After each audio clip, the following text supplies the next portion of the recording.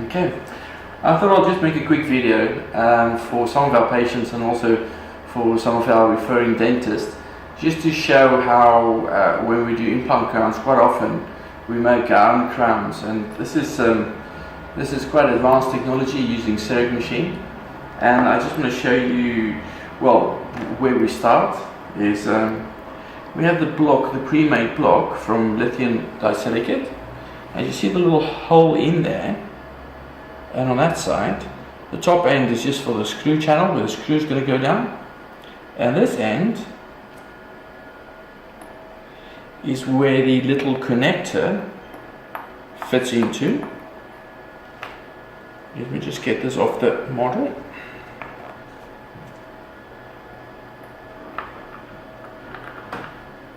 As you can see, it grips pretty well even with the screw not engaged.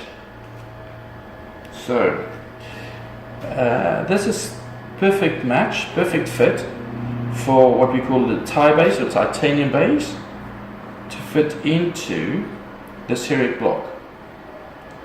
It sits absolutely flush, just perfect. And you can see the screw is actually popping out on the other end. So at the moment it doesn't make much sense, but well, the starting point really is the block. Once we've designed the tooth on the computer, we fit the block into the milling machine, and the machine then mills out the shape of the proposed crown. With, where the little hole was is now the screw channel where the screw is going to go into, and at the bottom is the fitting where the abutment or the connector goes into. So something like this, and the screw would fit through the top, but not at the moment. So that goes in there, and this is a copy of the mouth, the cast with a copy of the implant in place. Let's see if it will fit straight back on there. We haven't adjusted this at all. This is, sorry, if we can maybe just get a zoom in on this one.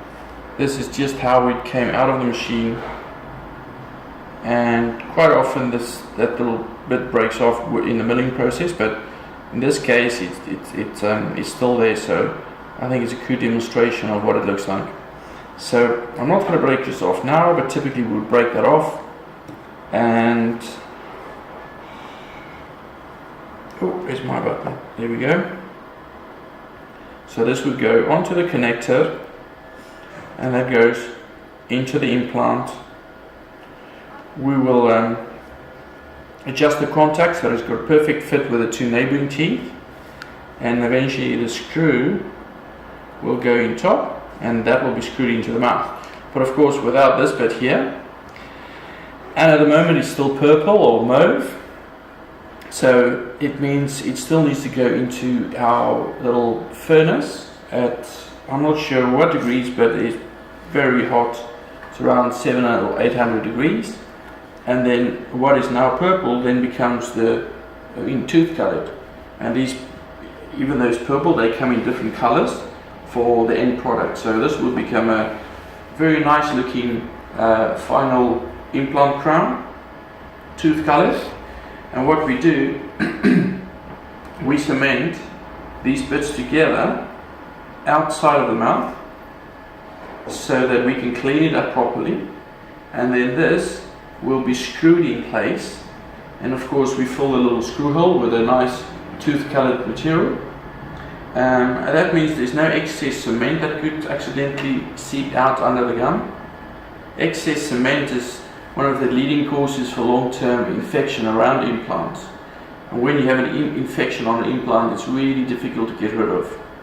So we think it's a much safer way of doing it, where quite often in other places these bits will be cemented together in the mouth, with the obvious risk of cement seeping out and maybe not being cleared up if you can't see it, and then possibly long-term infection.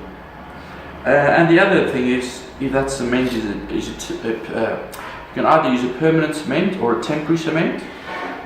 If it's a temporary cement, of course it's at risk of potentially coming off when you're on holiday. or if it's a permanent cement, then, you know, in the case of the internal screw loosening, you would really struggle to get it off because it's cemented on permanently.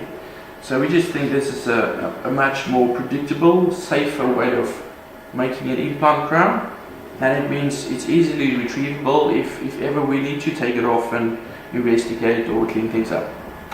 Thank you.